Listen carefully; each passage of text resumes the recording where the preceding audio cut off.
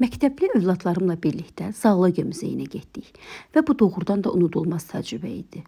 Muzeydə bir-birindən maraqlı heyvan növləri, skeletlər, kolleksiyalar və təbiət güşələri var idi. Uşaqlar hər şeyi maraqla izləyirdilər. Burada Azərbaycan ərazisində yaşayan onurğasızlar, balıqlar, suda quruda yaşayanlar, sürünənlər, quşlar və məməllərin müqəvvə və eksponatları saxlanılır. Bu muzeydə müxtəlif heyvan növlərini mumyalayaraq qoruyurlar. Sanki təbiətin özü kiçik bir muzeyə sığışıb. Hər bir nümunə çox səliqə ilə saxlanılır və elmi baxımından izah olunur. Uşaqlar bu heyvanları yaxından görür, onlar haqqında maraqlı məlumatlar öyrənirdilər. Xüsusilə də necə qorunduqlarını eşidəndə çox təəccübləndilər.